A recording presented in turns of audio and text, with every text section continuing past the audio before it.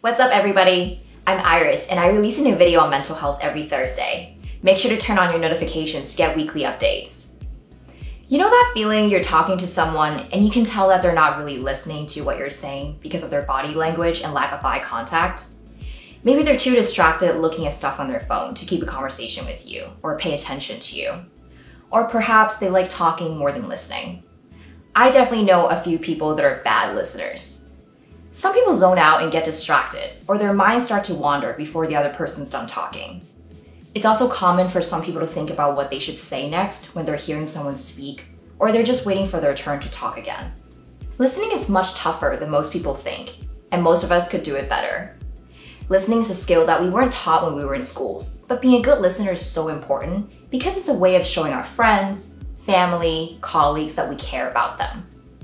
When I think of effective communication, the first thing that pops up into my head is how to convey your thoughts verbally. But listening is also a crucial skill to have if we want to become excellent communicators.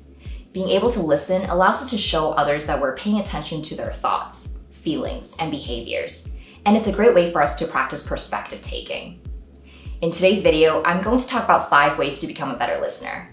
And without further ado, let's get to it. Tip number 1, put your smartphone away. Keeping your phone out of sight helps you to engage with the world around you. As M. Scott Peck said, you cannot truly listen to anyone and do anything else at the same time. I couldn't agree with this quote more. It's hard to listen when you're doing something on your phone because you might miss parts of the conversation, and the person talking to you may feel like he or she's not listened to.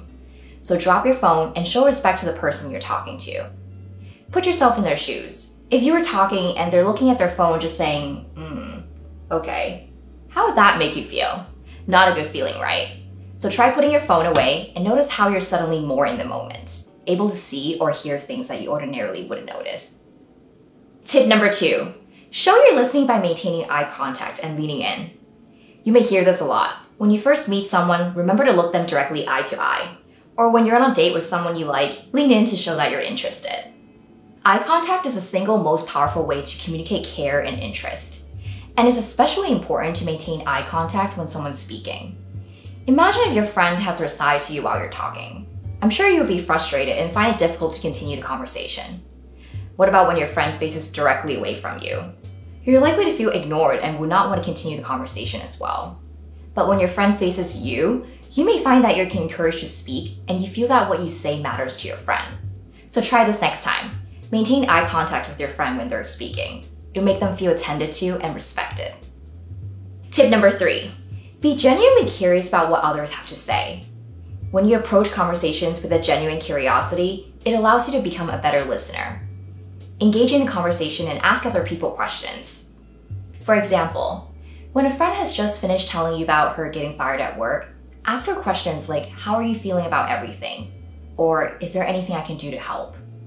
This shows that we genuinely care about how they feel, and they can be vulnerable with us if they want. However, what you should not do after hearing your friend telling you about her story of getting fired at work is say, you'll be fine, I'm sure you'll find something soon, or that sucks, but other people have it worse.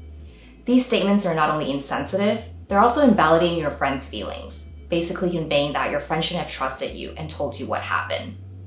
Just know that whatever you say, don't make it all about you. Remember not to diminish the other person's experience and acknowledge and validate how they feel. You can say something like, I can't imagine what you must be going through. I'm here for you. You're strong. Tip number 4, listen with no judgments or agendas. I'm not saying don't contribute to the conversation, but when you do say something, think about why you're talking. Is it about the other person to show them that they understand what you're saying because you've had a similar experience? Or is there a subtext of needing to brag a bit? It's good to keep in mind what's motivating you to say what you're about to say. Sometimes if you say the wrong thing, it might make people shut down. You can't have your own agenda when you're listening to someone as well.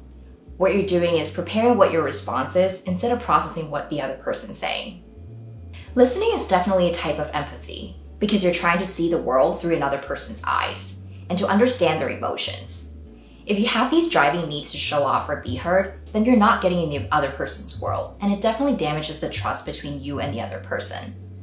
However, if you go into a conversation with the main goal of understanding their perspective, free of any judgment, then people will open up to you. because they feel that they can trust you to respect what they're saying. So keep in mind, know why you're talking the next time you have a conversation with someone. Tip number 5, summarize what was said.